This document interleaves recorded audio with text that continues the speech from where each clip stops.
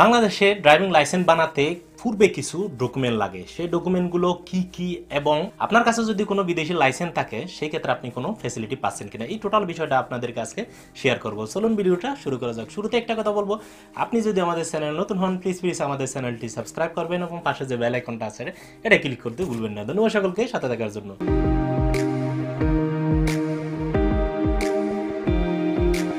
চলুন ভিডিওটা শুরু করা যাক। পৃথিবীর যে কোনো দেশে আপনি যদি ড্রাইভিং করতে যান, অর্থাৎ যে কোনো আপনি মোটর যান চালাতে যান, তাহলে আপনার পূর্বের শর্ত হচ্ছে আপনার কাছে ড্রাইভিং লাইসেন্স থাকতে হবে। সেই ড্রাইভিং লাইসেন্স বাংলাদেশে করতে গেলে পূর্বে কিছু ডকুমেন্টের প্রয়োজন হয়। সেই ডকুমেন্টগুলো কি কি? প্রথমত হচ্ছে আপনার 4 কপি পাসপোর্ট সাইজের ছবি, এরপরে লাগবে আপনার জাতীয় পরিচয়পত্রের ফটোকপি। যদি পরিচয়পত্র না থাকে সেই ক্ষেত্রে আপনার পাসপোর্টের ফটোকপি দিলেও চলবে।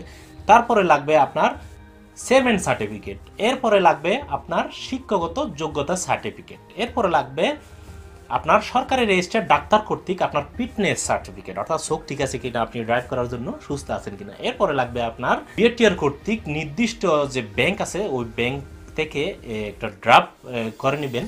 বিএটিআর ভিতরে কিছু ব্যাংক থাকে, ওই ব্যাংক থেকে করবেন। ড্রাফের অ্যামাউন্ট হচ্ছে অপেশাদারের ক্ষেত্রে 345 টাকা, আর পেশাদারের ক্ষেত্রে 500 প্লাস কিছু হইতে পারে। এরপরে হচ্ছে যে বিএটিআর যে ফর্ম আছে, ফর্মটা কালেক্ট করবেন। ফর্মটা আপনি বিএটিআর আশেপাশে যেগুলো ফটোস্টেটের দোকান আছে ওখানে আপনি পেয়ে যাবেন, 5 টাকা দিলে আপনি পেয়ে যাবেন। এরপরে ফর্মটাকে আপনি ফিল আপ করবেন।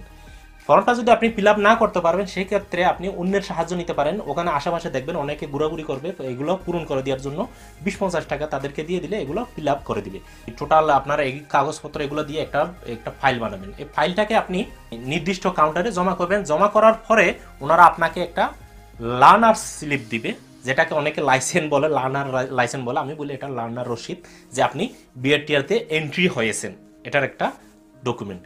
এই ডকুমেন্টের মধ্যে একটা তারিখ দেওয়া থাকবে, ওই নির্দিষ্ট তারিখে গিয়ে আপনি এক্সামটা দিয়ে দিবেন, অর্থাৎ ফাইনাল টেস্টটা দিয়ে আপনি লাইসেন্সের কাজ সম্পন্ন করবেন। এটা হচ্ছে পূর্বের কাজ। এর বাকি কাজটা আমি এখনো সম্পন্ন করি নাই, যদি সম্পন্ন করি আপনাদেরকে একটা ভিডিও আকারে দিয়ে দিব। এটা আমার টোটাল আমার ব্যক্তিগত অভিজ্ঞতা থেকে আমি বলেছি। এরপরে আপনার যদি কোনো বিদেশি লাইসেন্স থাকে সেই ক্ষেত্রে আপনার ক্লাস করতে হবে না, কারণ আপনি তো একজন ড্রাইভার অলরেডি, সেই জন্য আপনার ক্লাস করতে হবে না, সরাসরি আপনাকে টেস্টের জন্য তারিখ দিয়ে দিবে, লার্নার স্লিপ দিয়ে দিবে। এটাই হচ্ছে আসলে মূলত আজকের এই ভিডিওটা। আশা করি আপনার আজকের এই ভিডিওটি ভালো লেগেছে। ভিডিওটি যদি ভালো লাগে থাকে প্লিজ একটা লাইক দিবেন, বন্ধুদের সাথে শেয়ার করবেন। পরবর্তী ভিডিও দেখার আমন্ত্রণ জানিয়ে আজকের মতো এখানে বিদায় নিলাম। আল্লাহ হাফেজ।